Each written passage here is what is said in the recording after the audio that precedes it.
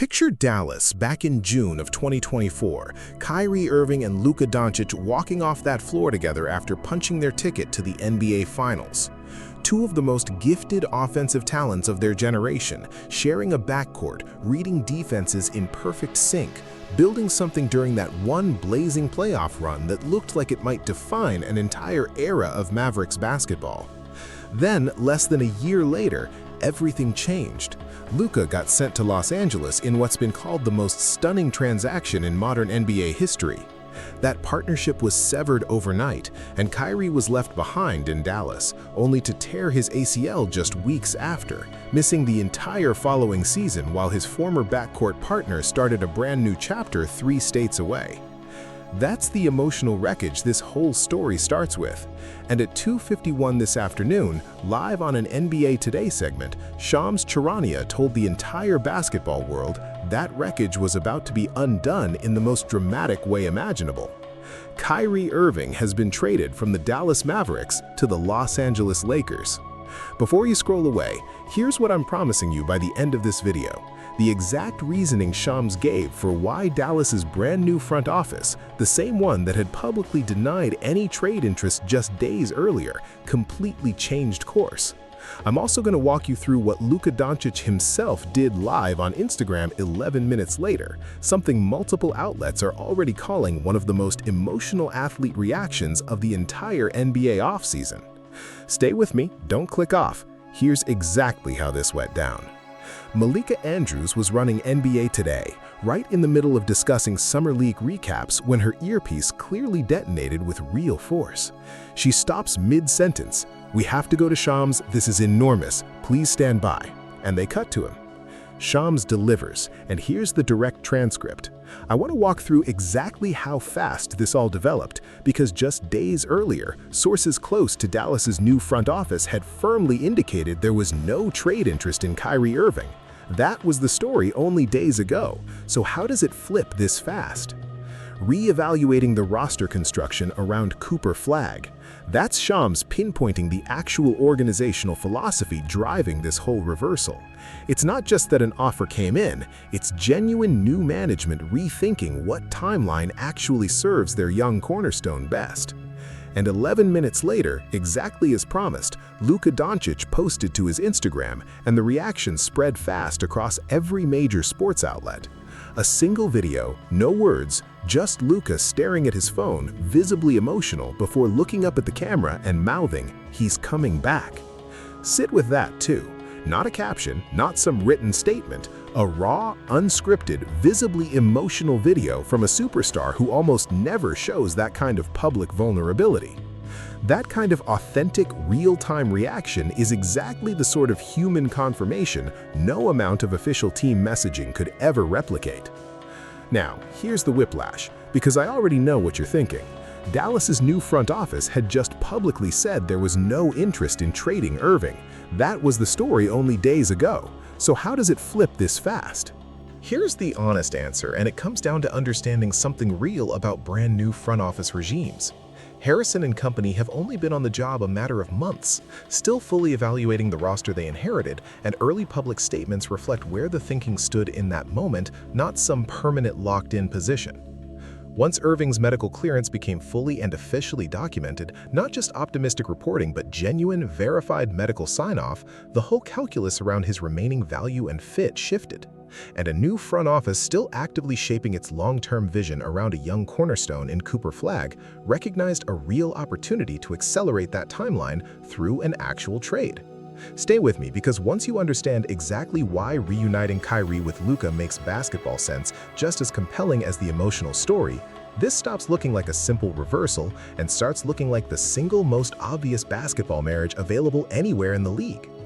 3 reasons Shams was this confident, and reason 3 is where the real reveal lands. Reason number 1. Kyrie Irving and Luka Doncic have already proven at the highest level of competition that their specific offensive skill sets amplify each other rather than compete for the same space. Their run to the 2024 finals together already proved genuine elite two-man chemistry, both players capable of handling the ball, both able to create their own shot, both reading the exact same defensive rotations because they've already spent real seasons building that shared basketball language. This isn't some hypothetical fit a front office is just hoping works. This is a proven championship-level partnership simply being restored after an interruption nobody planned for. Reason number 2, and this is the tactical piece specific to why JJ Redick's coaching staff reportedly views this reunion as genuinely transformative rather than just nostalgic. Redick has talked before in media appearances about the value of having multiple interchangeable ball handlers who can each independently punish a defense, removing the predictability that comes from one offensive engine carrying the whole creative load. Before I get into reason 3, since that's the specific organizational philosophy Shams laid out, I want to hear from you guys in the comments. Lakers fans, real question. Does the emotional weight of reuniting Kyrie with Luka make you more excited about this move, or does a 34-year-old guard coming off a full season loss to ACL recovery worry you about the risk involved? Either way, I think this fan base is about to have some genuinely powerful mixed emotions, and I want to actually read those reactions, so go ahead. Reason number 3. Here's the reasoning. Ready? Prioritizing surrounding flag with the most flexible timeline possible rather than locking into a long-term commitment with a 34-year-old guard. Sit with that for a second. That's Shams laying out the exact internal organizational logic behind why a brand new front office, even while genuinely valuing Irving's talent, ultimately chose to move him instead of building long-term around him. That distinction requires real insight into how Harrison's specific vision for the franchise's timeline actually works. It's not just some generic, "they got a good offer" explanation. When an insider can articulate the precise philosophical reasoning behind a front office's roster priorities tied directly to a specific named young cornerstone, that level of detail confirms real access to actual organizational strategy conversations. Now, the skeptic, Stephen A. Smith, predictably found real emotional complexity in his reaction. This is one of the most beautiful and also one of the riskiest things he's seen this entire offseason. You're bringing back a 34-year-old man who just missed an entire season with a torn ACL to go play with the guy he already had incredible chemistry with? But health is health. What if that explosiveness just isn't there anymore after a full season away? This is Hollywood, sure, but is it also basketball reality? And listen, Stephen A's health concern is completely fair. Missing a full season to ACL recovery, even with fully documented clearance, represents real uncertainty about whether a 34-year-old guard comes back anywhere close to his previous explosiveness and quickness. But here's the counter. Shams' own reporting weeks before this trade specifically had Irving at 100% recovered. Not a hopeful projection, a definitive medical characterization delivered with the same confidence Shams brings to his most reliable reporting.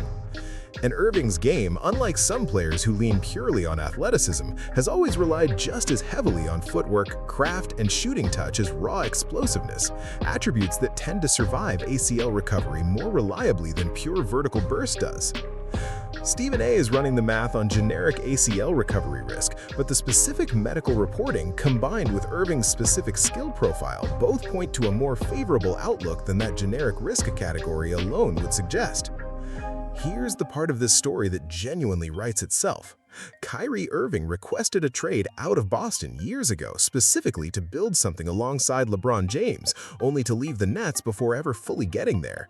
He then found real championship-level chemistry with Luka Doncic in Dallas, only to have that partnership interrupted by both a franchise-altering trade and a devastating injury inside the same calendar year.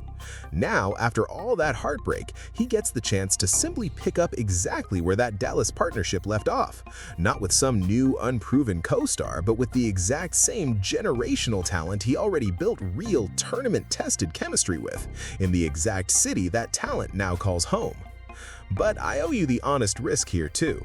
A 34-year-old guard's first season back from a full ACL recovery, no matter how positive the reported medical clearance, still carries real uncertainty, and building major expectations around his immediate impact is a risk only the actual season can resolve.